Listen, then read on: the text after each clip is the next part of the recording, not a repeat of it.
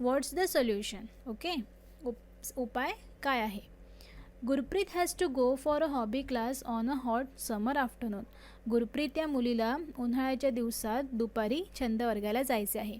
She needs to be told what to do to protect herself from heat. तिला आपल्याला सांगायचं आहे की उष्णतेपासून तिचं संरक्षण कसं होईल. तर काय उपाय आहे बघा. आपण तिला काय सुचवू शकतो. पहिला पॉईंट काय आहे. Gurpreet should wear a cap to protect from sun. सूर्याच्या उष्णतेपासून वाचण्यासाठी तिने काय केलं पाहिजे तर कॅप घातली पाहिजे. ओके, टोपी घातली पाहिजे. Second, she should carry water bottle with her. तिने तिच्यासोबत काय ठेवलं पाहिजे, एक पाण्याची bottle. She should wear cotton clothes. आणि तिने अजून काय घातलं पाहिजे तर कॉटनचे कपडे घातले पाहिजे.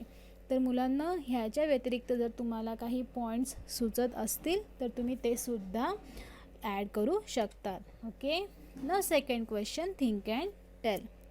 If water collects in field due to heavy rains, the crops growing there rot. मुलांनो, जर जोरदार पावसामुळे जर शेतामध्ये पाणी खूप साठलं तर तिथले जे पीक आहे ते सगळे नासून जातील, कुजून जातील.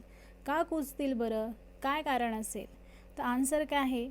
If the roots of the crops get more water than they need the crops will rot. बघा, आपण एक्सपेरिमेंट केलं होतं की जर झाडांच्या मुळांना गरजेपेक्षा जास्त पाणी मिळालं तर ते मरून जातात. तर इथे पण सेम तीच केस आहे की पिकांना भरपूर पाणी मिळणारे गरजेपेक्षा जास्त आणि त्यामुळे ते सगळे पीक जे आहेत ते कुजून जातील. ओके, रॉट म्हणजे कुजून जाणे.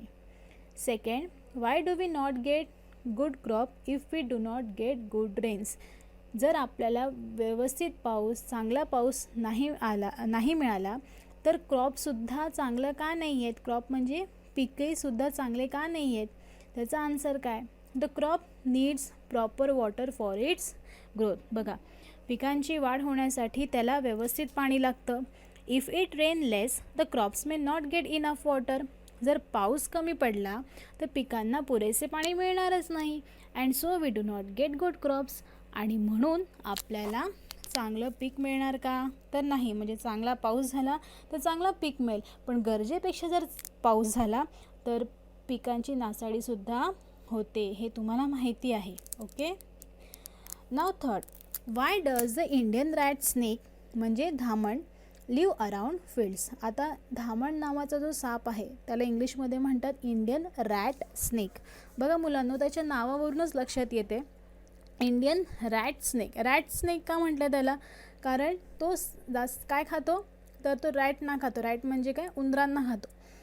आणि तो शेताच्या अवतीभोवती का असतो जास्त करून, किंवा शेतात का असतो. त्याचं उत्तर काय, Indian rat snake feeds on rats.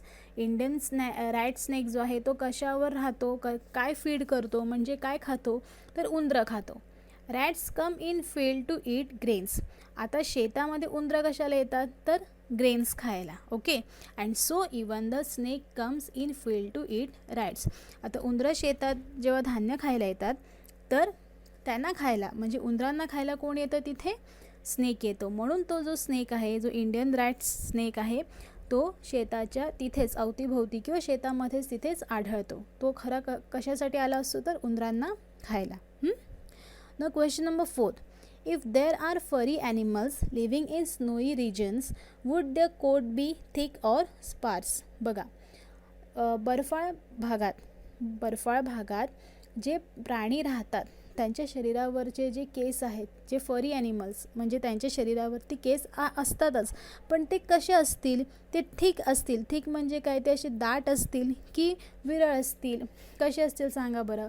Of course केस कसे असतील त्यांच्या शरीरावरचे तर दाटच असणार आहे. ओके, म्हणजे ते थिक असणार आहे. त्याच्या मागचं कारण तुम्हाला माहितीच आहे. ओके, आपण आता उत्तर पाहूया. Furry animals living in snowy region will have thick fur coats which provide them warm. Furry animals जे आहेत म्हणजे केसाळ प्राणी जे आहे बर्फाळ भागात, त्यांच्या अंगावरचा जो कोट आहे केसांचा तो कसा असणार आहे, थिक. कारण त्यांच्या शरीराला कशाची गरज असते त्या वातावरणात तर उबेची गरज असते आणि म्हणून नैसर्गिक देण आहे ही. आणि त्यांच्या शरीराचं जे कोट आहे ते थिकच असणार आहे. ओके. आता मुलांनो, तुमच्यासमोर हार्डवर्ड्स आहेत या लेसनचे, तर तुम्ही ते लर्न करणार आहात.